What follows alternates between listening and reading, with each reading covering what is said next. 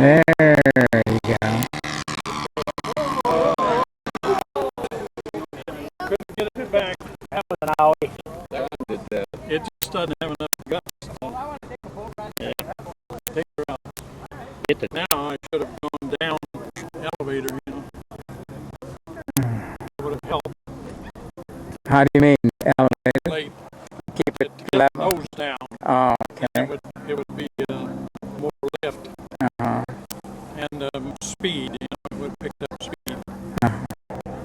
But that's one of the errors that beginners make. I've been at this for a while, so I shouldn't have done that. How fast does it go? This is the one that makes the nose go down. And that's what I should have done. I was trying to get it to turn left, you know, to keep it from going in, but that didn't do it. Touchy that it even got off the water. It didn't have enough power. If it had enough power, it would have climbed right on out. But when you get the wings so far up like that, then you begin to stall the thing. It's pushing. How fast would it go when you say not enough power? Well, RPM like 9,200, 9,200 RPM. But the engine is really old, and it's not very strong. And the first time we took it out there, we couldn't even get it to run fast enough for it to take off. And even at this, it was borderline, you know, it barely got off the water. And then, like I say, when you get all your lift from the airfoil effect, of the air coming over the wing, when you get the slant like that, then you begin to hit the stall. You know, it's not lifting anymore, it's pushing on the wind, and it's not strong enough to lift it up.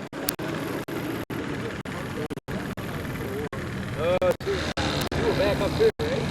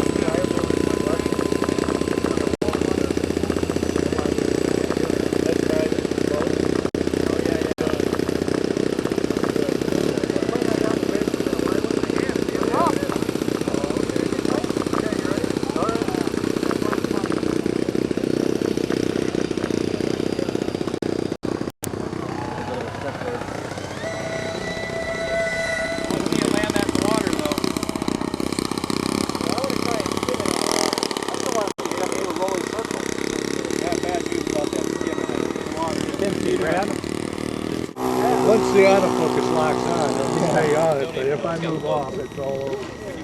It'll start jumping all over the place.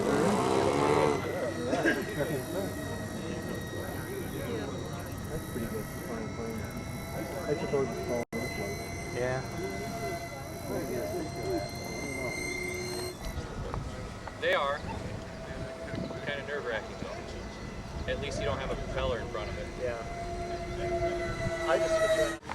Oh, it's good. Oh, last time it came right in like this. Like that. Picture perfect. Did they break your hand or what? No, you just batted the crap out No, I tried to catch it. Take a picture of yours. Too bad it didn't end that way. Yeah. Well, now if you're going to do that, Too much of a battery that you're willing to sacrifice. Get that thing straight up in the air, put it straight down in the water. See through. That's awesome. She'll fix it for you, Steve. Here you go, Hilo. Okay. What's that? Well, this is the GWS A10. And you assembled it yourself? Somebody in our club built it, and then I traded the plane for. I traded the plane for him, or I traded a guy a motor for the airplane. But it flies so slow and very easy to control. You typically don't try to catch it when you're landing, but more for showmanship, I guess. How long have you been flying planes? Since I was probably 10, I think. About 10. Is that right? Yeah, well, I learned to fly when I was 10 and stopped when I was about 15, and then started back up when I was in my early 20s. And when I quit flying, electrics had just kind of started to pick up. And then when I got back into it, I got right at the tail end of them switching from NiCad batteries into lithium batteries and 2.4 transmitters. So I lucked out as far as acquiring all the old equipment and then switching over to new stuff. So I was able to get all the new technology and go from there. So, And your name is? I'm Steve, Uh-huh. and I'm part of the Erie Club. The Erie Club. Yep. Okay. Yep. How many members in that club? I'd say maybe 36, but we probably only have 10 members that are active. So it's kind of it's getting harder to get younger people into the hobby, and then a lot of the guys that are in the club are probably 60 years and older. Right. You know, they've been doing it since they were a kid, so it's slowly, unfortunately, it's slowly dying off. But I'll keep doing it to the bitter end. So. Yeah. That's nice. So what's the name of this other one you have down here? Oh, that's a PT-17. It's a Stearman. It's a World War II trainer. Horizon Hobby sells it as an ARF kit, which is almost ready to build. And I put the floats on it. It's not actually designed to have floats for it, but it worked a little bit yesterday, and then I tried this morning, and it was not successful. It's actually broken, but I put the pieces back together to make it look nice. For someone who's interested in doing this, what kind of an investment would one have to make? My suggestion would be to find a local club that can and try it out for yourself, because there's a couple different. You can go with gas planes, or you can go with electric planes. I fly electric mainly because of the size of my car. I don't have a big enough car to hold larger planes that require gas motors to fly. And with the little electrics, you can put it in the back of your car and go to a park and fly. Nowadays, you can pretty much go on the internet and buy a plane ready to fly with all the equipment for under $200. Okay. Is it going to be a very good quality airplane? Probably not. You can get a training aircraft for probably about $200, and you can learn to fly on that.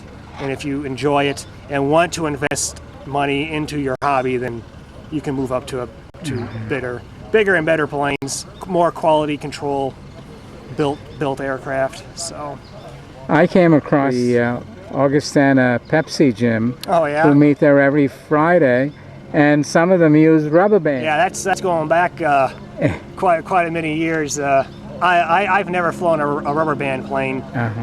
I guess the oldest style plane I flew are line controls, which is basically kind of almost like a static model that has a little itty bitty gas motor on it and a very giant kite string attached to it, and you go around in circles.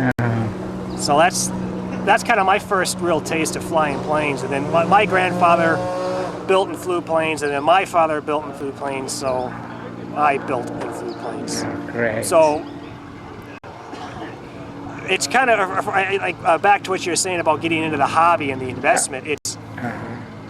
if you don't have a relative or a good friend that flies model planes, the likelihood of you just going and picking it up cold turkey is pretty much zero. Pretty much everybody here has had relatives or family members or good friends that flew, and that's how they got into the hobby. Great. Well, thank you, Steve. Yep, no problem. Thanks.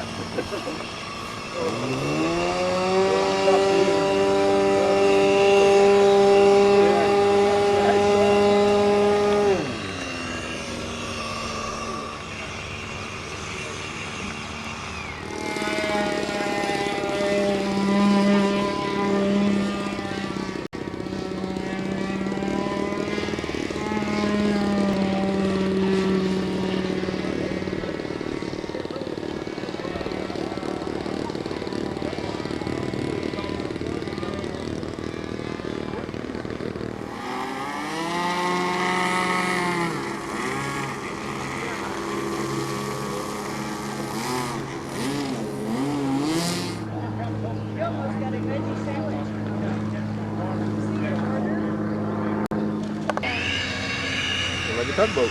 Yep. Did you build that yourself? Yes, I did. Yep. It's called the Springer. Wooden fiberglass, and you designed it yourself? No, I didn't design it. I got plans off the internet. Uh-huh. There's a whole league. They play soccer with them. They're called Springer. Oh. Springer boats. It's usually 3-on-3. Oh, that's what you had in the front of it earlier. Yeah, that's the soccer ball. That's what they play. And They do it at the Davenport or up the Bettendorf Lagoon. Every Saturday morning they float boats. They don't. A lot of the times the guys will have these there. They're fun little boats. About how many people are involved in that? I'm not sure. 20, 25, I suppose. Wow.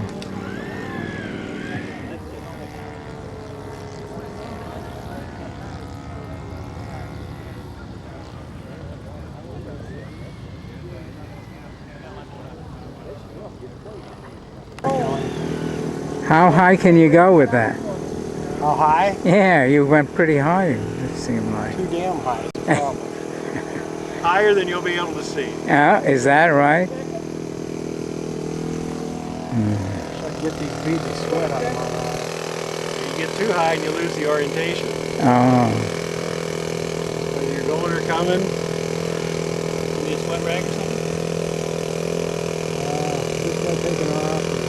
Oh, we're good. We're good. It's, So what kind of plane is that? It's called a 4-star 40.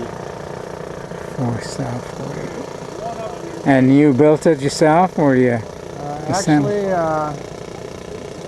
Actually, it belonged to a guy who passed away, and I'm happy that I can get her back in here and fly.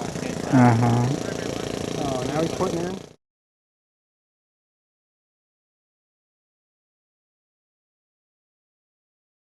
How long have you been flying? I've been flying about 8 years. Okay.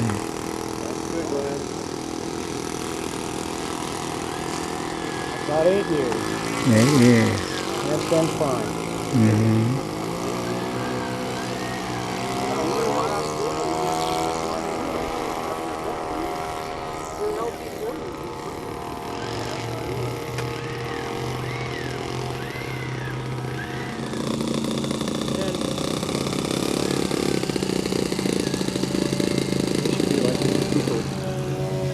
Put their boats on a trailer.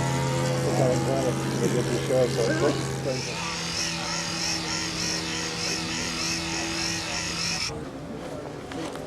Fuel or food? Well, you got 2 points. Plug in right now.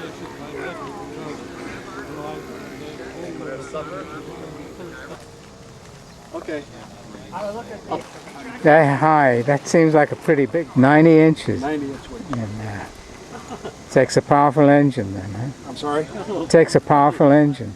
Not really. That's what they call for. It's marginal.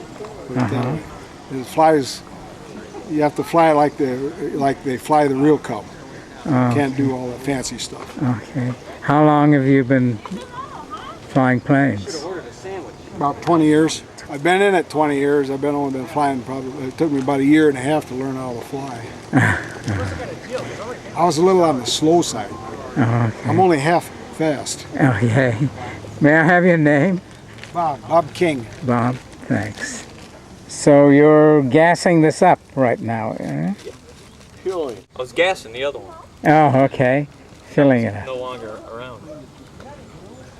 How long have you been flying planes? About 10 years or so. Mm-hmm. Been building since I was a little kid though. Uh-huh. Rubber powered, Okay. tissue and dope, that kind of junk. So you graduated to this from rubber bands? I've been flying glider. I flew gliders when I was out in California because they had so many hills around, you know. I figured perfect place to learn how to slope soar, so it was a blast. I miss it. So did you make this yourself then? This one basically was a trash bin special. Uh-huh. And when I got it, the whole tail was ripped off of it. There's a bunch of holes in the wing. Uh-huh. But I tried to keep the Budweiser. Uh-huh. Bottom of the wings recovered, the whole back end of the airplane's recovered, except for the top of the stab. So I was trying to keep, somebody went to all the trouble to put this on here. I figured I'd try and keep it. I don't drink much.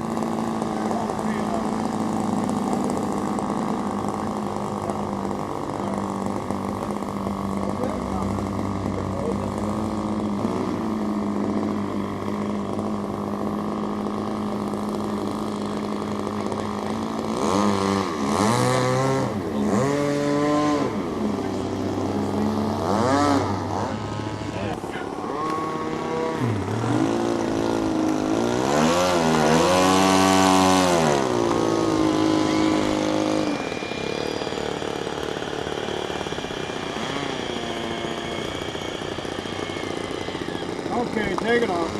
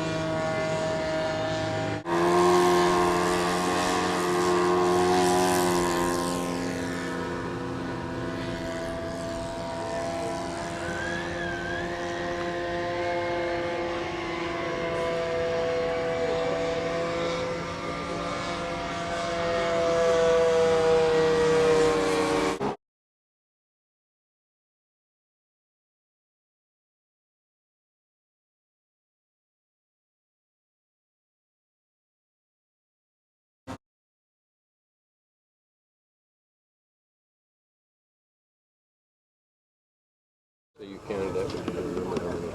Terry, need you to sign this up.